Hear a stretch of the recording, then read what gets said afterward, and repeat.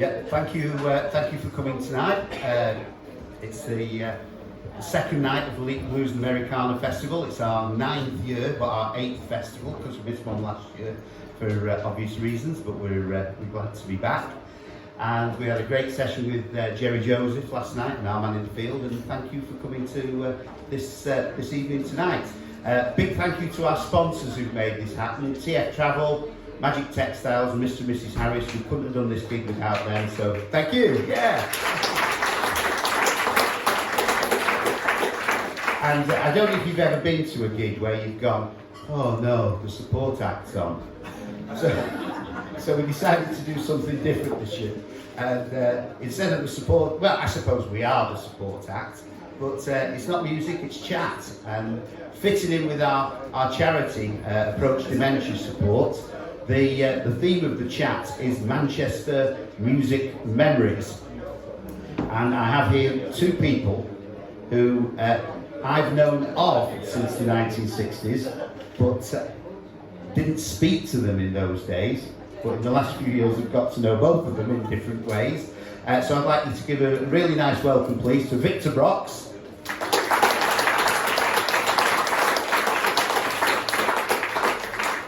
and Rod Mayall. And we've kind of talked by these modern methods of communication called emails in recent times. So we kind of have got a list of things we're going to chat about, but what I've said to Victor and Rod is, by all means, take a word and dive off it and do something completely different, and it does not matter, because what we really want to do is say, well, these were great times, we remember them, and it's great to have memories of things that have gone by and hear about what people have done since. So here we go. Here's our first one, which I can't see because the lights are in the wrong place, but here we go. And it's a question probably that will probably start with Victor. And I'm guessing that the Manchester music scene up to the early 60s was probably more of a sort of jazz, skiffle and rock and roll scene than blues. And then it developed from there. Is that about right, Victor? No. Good. What do I know? Can I get a little bit more on this microphone, please? Or a little bit more on the monitor, because I can barely hear. Yes, we still not got anything different at all. I don't think it's on at all. No, the microphone isn't on. Oh, there you go. Getting better, not quite loud enough. Yeah, in the Manchester scene, it was very unusual because we had a place called the Free Trade Hall. At that time, there was an embargo between the Musicians' Union in England and the equivalent in America, which eventually became the Teamsters, I believe. And no jazz musicians were allowed to travel from England to America, and which didn't really matter. But what did matter was that no jazz musicians were allowed to travel from America and perform in England if they were a member of the equivalent of the Musicians' Union. And one or two of the great players were members of a different union, a kind of cabaret singer union, and it was possible for people like Louis Armstrong and Coleman Hawkins to do tours of England in the 30s, 40s and 50s. But none of the great jazz stars could do it. However, a number of the blues singers did. And so in Manchester, for some reason or another, they appeared in Manchester at a place called the Free Trade Hall. So it began in the early 50s, and I remember when I was just a young 13 or 14-year-old kid watching Big Bill Broomsey. And later on, I think it was the next year, we had Sister Rosetta Tharpe, and then we had Brownie McGee and Sonny Terry, who I went to meet, and I became quite friendly with them. They returned several times. And after them came Muddy Waters and Otis Spann, who's my favourite pianist of all time, and so on and so on. And these people came to Manchester and played in Manchester, and there was in fact quite a big following of blues in Manchester well before the 60s. And there were one or two venues also where there were the occasional blues singers, places like the Left Wing, which later became the first Twisted Wheel. And there were one or two places like that. There was quite a lot of jazz music in Manchester, mostly in Moss Side, because there were a lot of American musicians that were stationed at Burton Wood. And they were engineers and technicians who kept the American air fleet in trim. And they weren't allowed to go into the surrounding towns like Warrington, because it was afraid that as there were coloured people, black people, they would cause problems. And so they had to go to Manchester, where there was a sort of, in Moss Side, there was the Caribbean and the African centres of population where people lived. And there were several really good jazz clubs there, because I used to play there.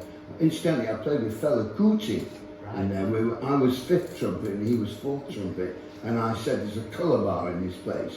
I was the only white person, and I said, I've got to play 5th trumpet and I'm much better than you, it's only because I'm white.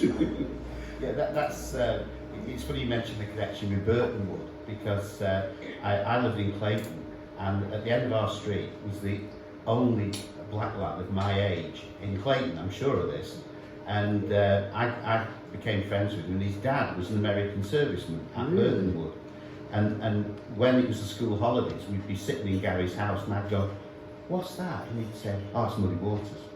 You know, what's that? Who's that one? That's John D. Hooker. And so age 8 and 9, I was able to listen to that sort of stuff. That's true, there was always this rapport. I was just from the next place, Troylston. You had lived in Troylston, yeah, and still do. Yes, I do. So there was always a feeling for blues and blues-inspired music in Manchester, long before London or any of the other cities.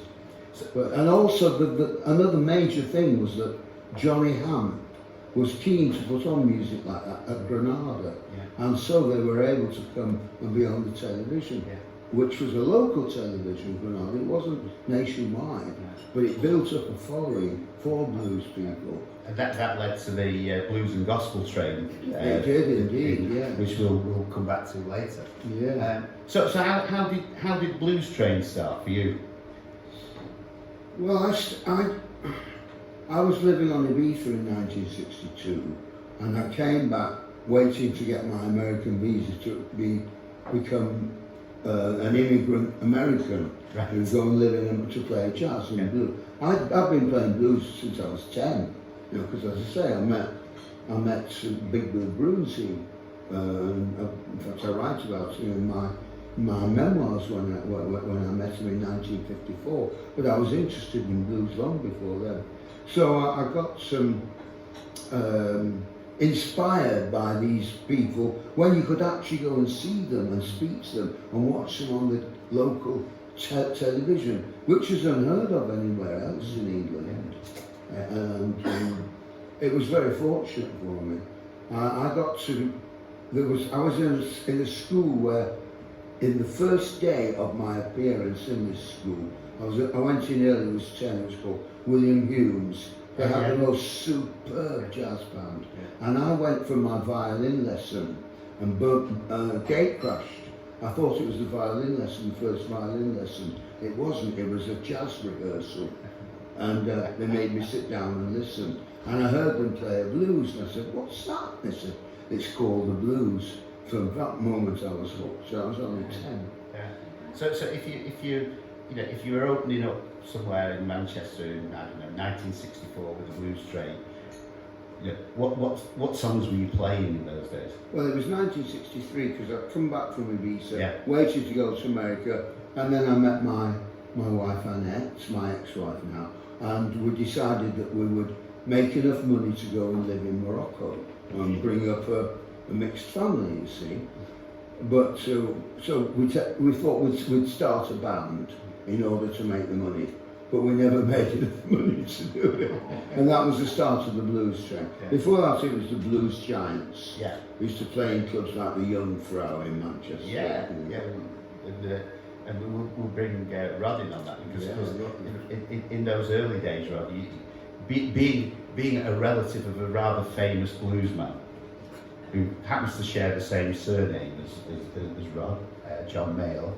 I just wonder what you remember those very early days, Rod, when probably like me, you weren't old enough to see all of this stuff that Victor can talk about. Yes. But you must have known a fair bit about those early days of John and the Blues and the Blues Breakers. Well, yes, I've got memories of lots of things that happened around about that time. Yeah, go on. The time when the Blues Breakers they were playing the Twisted Wheel in Brasenose Street, and I've got memories of Johnny Hooker being there and John's band backing him, and in the band, John's band, the bass player and the guitarist Eric Clapton, helping, and my parents who were there helping John Lee with John Murphy's half bottle of scotch, and that was my father was talking to John Lee Hooker, and he says, "Yeah, man, I want to come back to the States, you know." And that was one of those times. You were getting all these famous people in your house when you... Yes, like Eric Clapton, for instance, and John Murphy at the house, they're sleeping on the couch, and my mother asking the following day to Eric Clapton, "Oh, what do you do for a living?" He says, "Oh, I work in staying classes."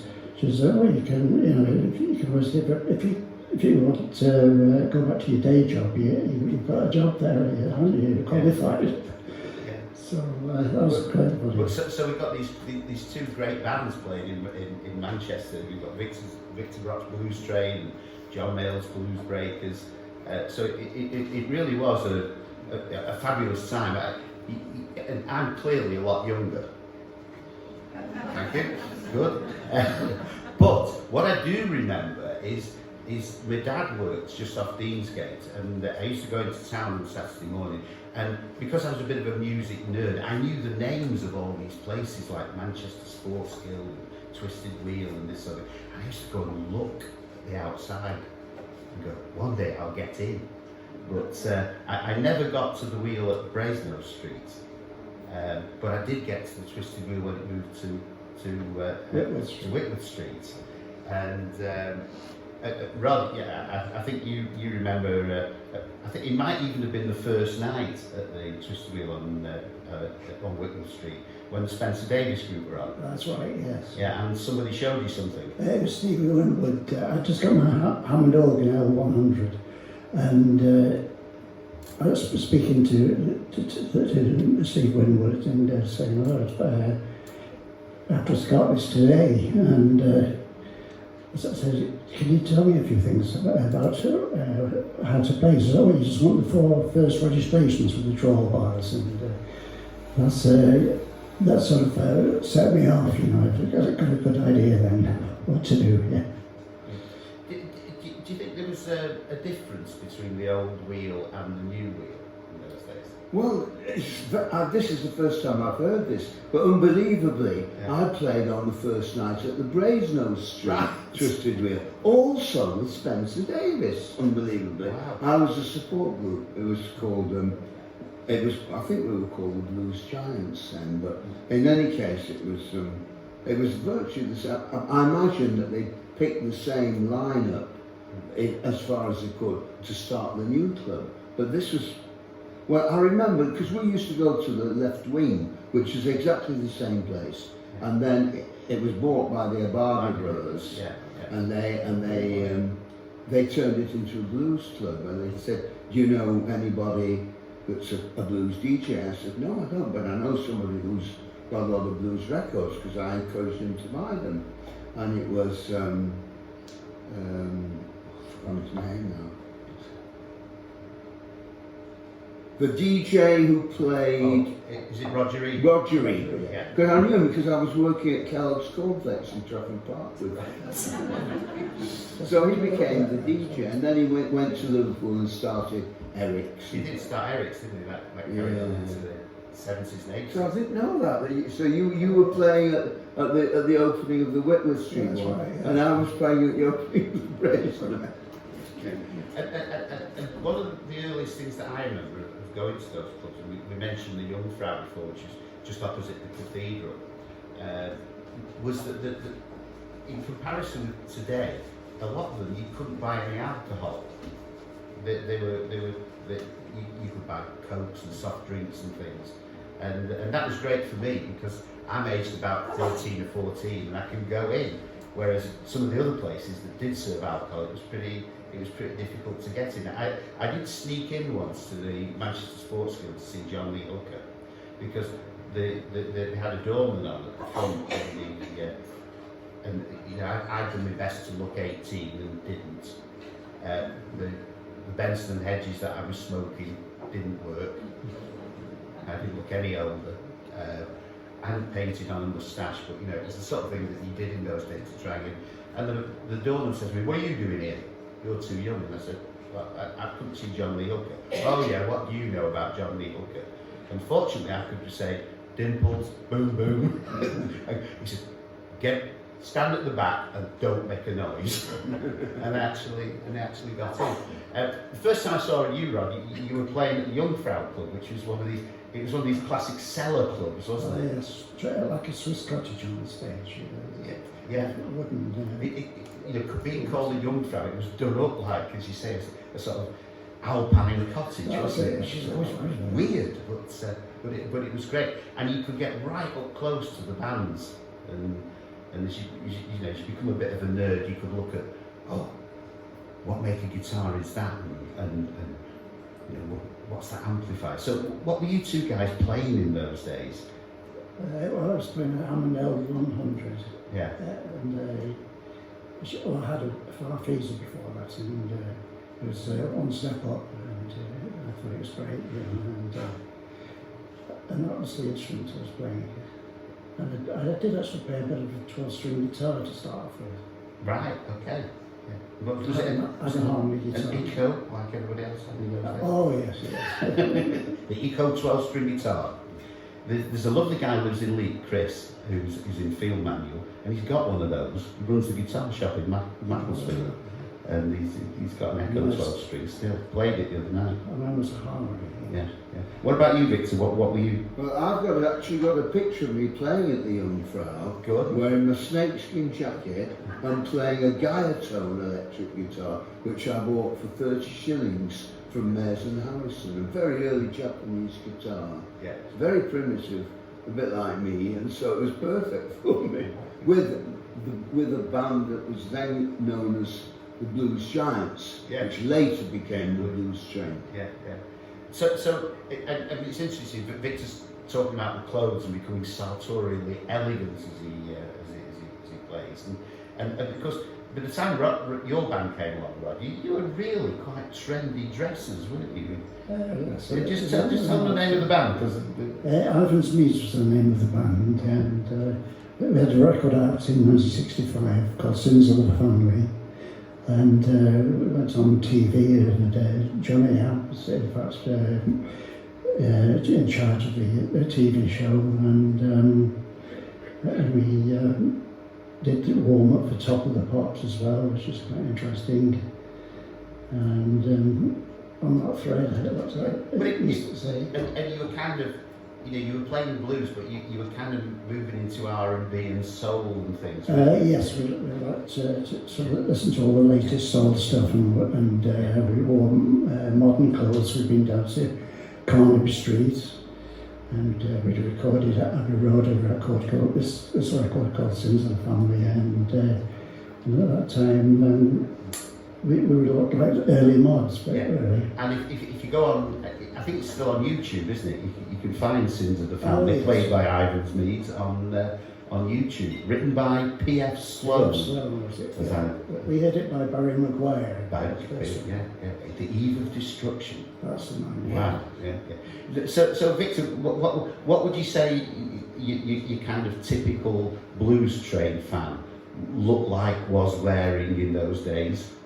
Well, certainly they didn't look anything like the Blues Train, because we used to have a real show, and we would each devise our own uniform for the night. You see, Yeah. sometimes one of the players, Dunlop Walters, a saxophone player, he once came as a giant Omo packet, and another time as a tube of toothpaste. Another time the entire band wound up and drove through the audience on bicycles. We just did anything that was utterly bizarre. I remember at those days, sometimes you'd get contracts which would state that the band had to wear a uniform. Yes. Yeah. So I was living at the time on what is now the Curry Mile in Manchester. There was only one takeaway at that time. And on the opposite side was one of the very first charity shops in the world, probably, certainly in the north of England, called Sue Riders. And they used to do a special line in ladies' wedding dresses, you see. And we got this contract. We were used to deliberately going on stage looking absolutely outrageous. And we got this contract which said that if we didn't fulfill the contract, we wouldn't get paid, and we had to wear a band uniform. In other words, everybody had to dress the same. So we went to Sue Riders, and it was an 11-piece band, and each one of us bought a Victorian wedding dress. And we went on stage completely dressed in wedding dresses. And they had to pay us because we said that was our uniform.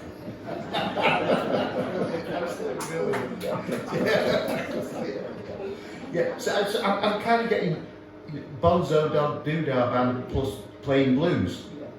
No, we were. It wasn't anything like that. The Yeah, no, I didn't think he would be.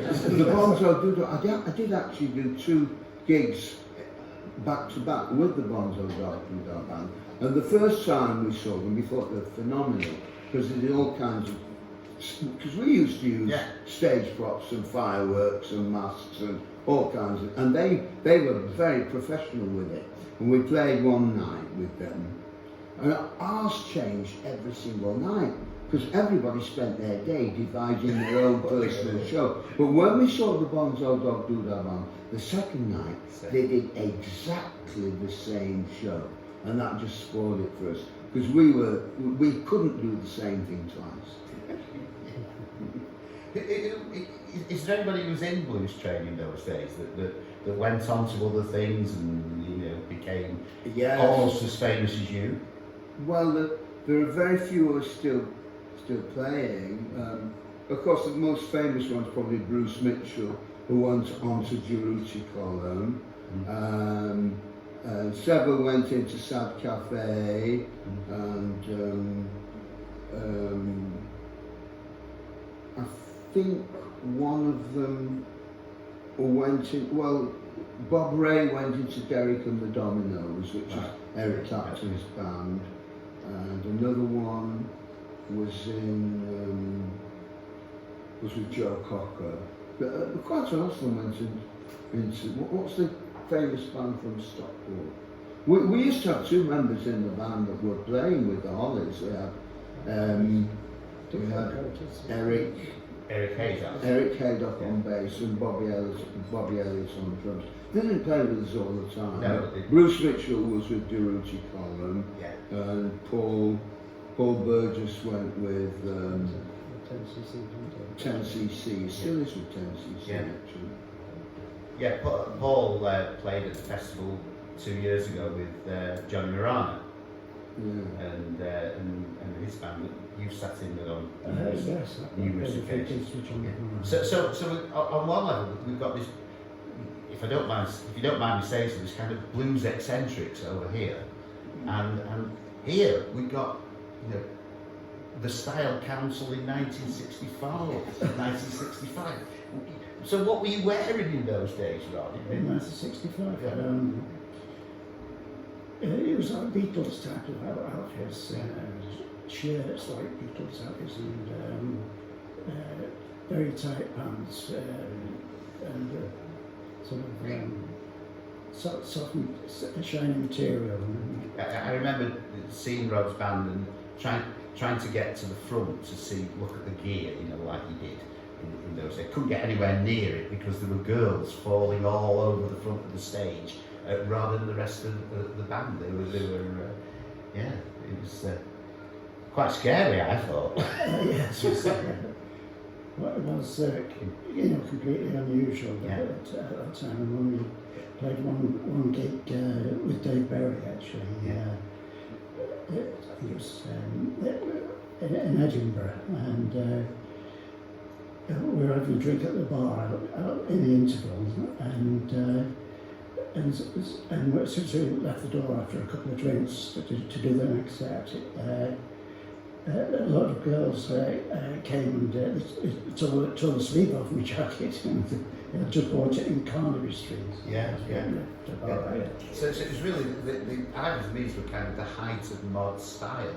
We were looking at some photos earlier of the band. I think it's probably about 1965. And I remember seeing the band, now who was wearing those trousers that I said, those check trousers? That was Keith Wallace, the bass player. That was Keith, the bass player. And I remember going into a shop in somewhere where the Arndale Centre is now in Manchester, and in those days it was this rabbit warren of back streets and little clubs and things. Some great clubs there. And searching out this exact pair of trousers and buying them. Yeah, it was in those days, that was the thing to do. And there wasn't there were those, the well-known clubs in the sense were places like the Wheels, as we've talked about. There's a thatched house, Lister's Music Hall, then there's the Black Lion down in Salford. They all put on live music. Yeah, and there was a club called the Cavern, which I think they ripped off from the Liverpool. The Manchester Cavern, yeah. I backed Little Walter with the Blues Train on that one night he played in Manchester. Wow. The greatest harmonica player ever. Little Walter, yeah. And we were the only band that got on well with him. In fact, because every member of the band was a different colour, he christened us the United Nations.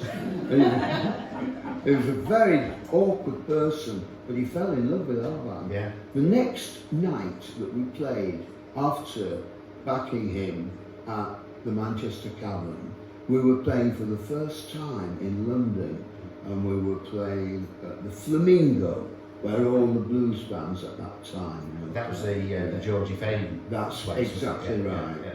And we played there, and we went down to London in our beat-up old Thames van, and who was waiting at the door to greet us with a great big smile on his face but Little Walter.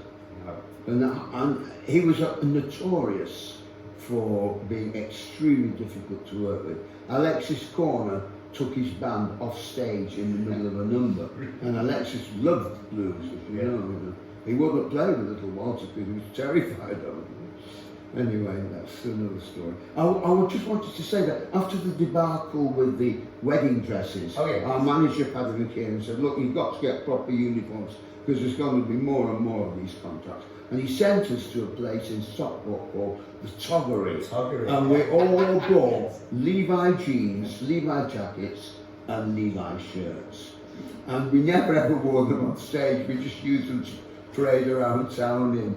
But there was a band that came from there when they saw how popular we'd made the jeans, and they called them the Toggery Five. That was the origin. Yeah. And there were a few people in that who went on to greater things, weren't there? They were indeed, yes. Yeah, It was a good band. From that scene. So did all the bands that you remember played, the local bands, did they all have their sort of own distinctive crowd that followed them? Or was it a kind of mix? Well, I'll tell you what happened, and this is to do with not just Manchester but Liverpool. Yeah. In the very early 60s, 1959, 1960, it was the era of Teddy Boys, and everybody was in gangs, right? And there was a lot of violence. And suddenly, just immediately after Skiffle, the Merseybeat phenomenon arrived out of the blue, from Stockport to Manchester to Liverpool, and the gangs, in fact, became groups. A group would form from the nucleus of the gang, and the rest of the gang would become the fan clubs. And then it didn't become the battle of gangs, it became the battle of the bands. Yeah. And that's the crime rate amongst the youth in Liverpool and Manchester fell by 60%. Right. Yeah. It was an astonishing phenomenon. Suddenly everybody was following the bands and not beating each other up on the streets. Exactly. Yeah. Beating each other up with guitar licks. Yeah, well, there are lots of interesting things you can do with mic stands, as people have found out. Yeah, I followed the little local band in Clayton and Droylsden who were the Factotums. The Factotums, Yeah, I remember them well. And again, it was wonderful because you could go to things like a youth club, you know, just a little old youth club somewhere, and see a fantastic band who could really play. And I think there's often a thing that's said about, you know, in those early days, people just used to get on the stage, wear a suit and play music and look good. And it wasn't, I don't remember it being like that. I just remember a lot of really good musicians, you know, learning the trade, moving on. Really good harmonies. Yeah, but there was this scene in the city centre which was, you know, all about the clubs, the clothes shops, the frothy coffee bars and this sort of thing. But one of the strange things was that it went out into the suburbs as well. And I was astounded driving down the A6 the other day, Victor, in Hazel Grove, to see the Bamboo Club still there. Wow! And that was where I first saw you, sometime in the mid-60s. Well, it was where the Hollies began. We used to have a residency on a Monday, and the Hollies had a residency on the Saturday. That's how I got to know them, and Eric and Bobby, you see. I mean, it's not that posh an area, really. It's slightly better than Drawers and Clayton. Yeah, my uncle Fred lived there, and I thought he was posh. So. There's a lot of great musicians came out of Stockport Yeah, as well. that's right. But did you know that Droylsden is the only place in the world which has had 7 male singers who've had a #1 hit record on both sides of the Atlantic? Now this isn't scripted. We're in dangerous territory. Who were they, Victor? I'm not sure. Well, give us a few. Peter Noon. Don't Noon. know much about history. Yeah. Better known Peter as. Noon. Carl Denver. Way up, way. One of Take That, I can't remember his name, he's still in Take That. Yeah. One of the surviving members of Take That, he had a hit record on both sides. Yeah. I was in Jesus Christ Superstar, You were which was indeed. #1 on both sides of the Atlantic. And we'll come on to that. One of the Monkeys. David Jones, David yeah, Jones. yeah. Didn't live all the time there. No, And out of Tennessee, Ian Stewart. Yeah. He was born in Droylsden. Eric Stewart. Yeah, I beg yeah. your pardon. I was saying to Rod before I'm not in love, Yeah. don't you forget. I knew Eric's sister was a friend. Well, there was actually 7 from Droylsden. From Droylsden. Now, if you've never been to Droylsden, don't bother. No, it's a lovely little suburb of Manchester with strange train lines and canals and all sorts of things. And you know, what's the best thing about Droylsden? You know, it's not Ashton. That was the. It's called silly country, they used to call it. We've kind of drifted on to bands that sort of went on to greater things, and again, you mentioned Dave Berry earlier, and there's a Leek connection with Dave Berry. The cruise. On his way back to Sheffield, he used to come for a pint in a pub in Leek that's not here anymore, called the South Bank. And he was friends with the landlord, and there used to be a picture of him above the bar and everything. But the other one is that the Hollies used to rehearse in the Maud Institute in Leek. Now, you know, these are tales that have come to me later, and the Maud Institute has just been revamped, or a link, and is now known as the Maud, and is a venue for the Blues Festival. You can go and see. Now, this is where I'll get mixed up on who's on at the Maud, Julie. Field Manual. Jesse Malin, that's what I was going to say he was on at the Foxtrot, but he's not. Jesse Malin played with Bruce Springsteen and is in the festival for us this year, so that's really good. Right, okay, so we're kind of coming towards the end, and you two have got fantastic tales of what you did after you moved on from the Manchester music scene. We'll come back to Victor and Jesus Christ Superstar in a minute, because that's going to be fantastic to hear that one. But Rob, what happened to you when the sort of everything moved on? You didn't stay in Manchester? After working with Argonsby's, I went for an audition, courtesy of my brother John Mayall, to see Carl Douglas, and I passed the audition and worked with him for about a year. So were you on Kung Fu Fighting? Kung Fu Fighting was 4 years later, I think. No, it was after that, yeah.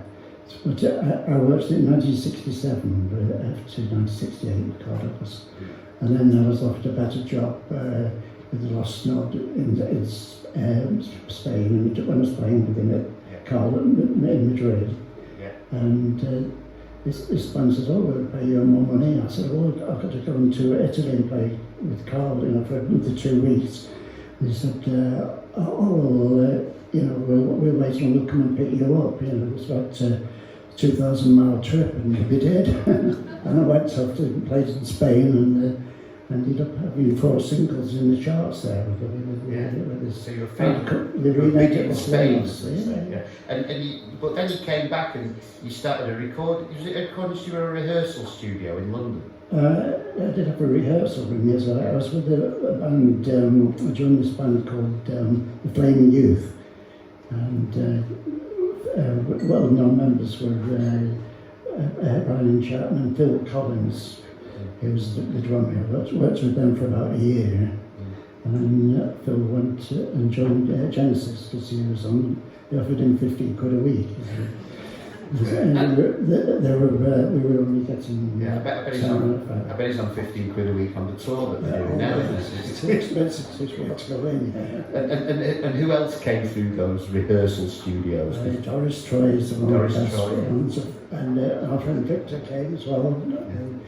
I can't forget that. And Vinegar Joe, Belky Brox, yes. Robert Palmer. Yes, and Flynn Lizzie, yes, who managed to get me on one of their maxi singles playing the Celeste.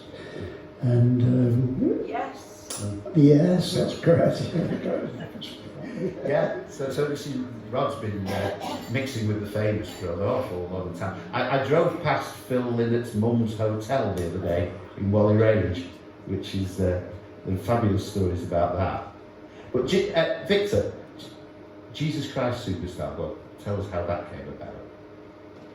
Well, after I was made an offer by Alexis Corner to go and join his band, which I did. And then I got headhunted by the Ainsley Dunbar Retaliation and worked with them for 4 years as lead singer. That was when we teamed up with Jimi Hendrix and played with Hendrix in London and in New York. And then that was coming to an end, and I saw this advert for a new opera based on the life of Jesus Christ. And we looked like we had very long hair and looked quite biblical. So the bass player, Alex Dmowski, John Morseth and myself, we went to audition for it, and we were downstairs, and there's a girl there at the entrance, and she telephoned upstairs. She said, "I've got 3 angels come to audition."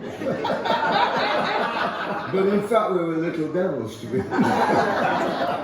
I wanted to be Jesus Christ, of course, but I didn't get that. Instead I got Caiaphas, the high priest, the villain of the piece. So that's how that actually happened. But after that I joined Main Squeeze. I came back to Manchester, retired on the news train, became a school teacher, and then I joined Main Squeeze, which was like all the surviving members of the good blues bands. Eric Bell from Thin Lizzy, Dick Hextall Smith from Colosseum, Mighty Stretch from actually from James Brown's band, Keith Tillman from John Mayall, and the harmonica player from Savoy Brown. Diana Woods is a good singer and composer. It's quite a big band. We toured all over Europe with that band for a few years. And then I moved to France and I joined a band called Art 314, Art 314, and stayed with them for 12 years. And they were a great band. And we did a tour of England as well, a very successful one. But that was very good. And eventually I came back to look after my mother, who was 95, back to that house where I was born, basically, where I'm still being reborn every day. And that's it, because you did the same, didn't you, Rod? You came back to look after yes, I had to give up the studios set up in London, and my father had died, and I had to go to the funeral, and after then I had to look after my mother, it wasn't very well afterwards. Yeah. So you see, that's what blues men do. They retire and they go back to look after them.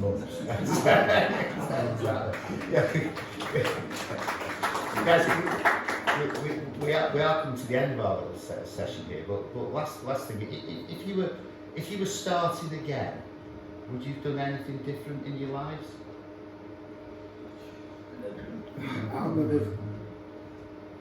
I would have tried to be a little bit kinder, but then in the cut and thrust of that particular epoch, you really had to be on your mettle all the time, and sometimes your elbows and you had to push a little bit because it was a dog-eat-dog world, and frankly, young musicians were very badly manipulated by unscrupulous businessmen, often with roots in the gangster world.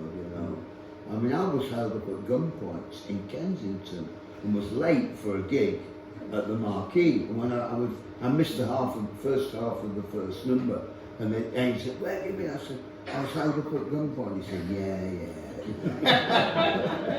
Yeah, right. What about you, Rod? Looking back, would you have done anything different? I only remember in Radio Madrid, with the DJ who was part of a film in Spain, and having a drink in the Jota in Madrid, in the central part, and Radio Madrid was just down the road. Says, "Let's have a running race to Radio Madrid," which is on the 3rd floor.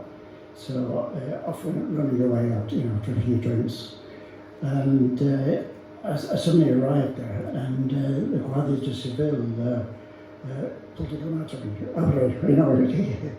I had to stop immediately, I froze, passaporte, what are you doing here, and this sort of thing, and he actually took it out of his holster and clicked the trigger, and that was a scary situation.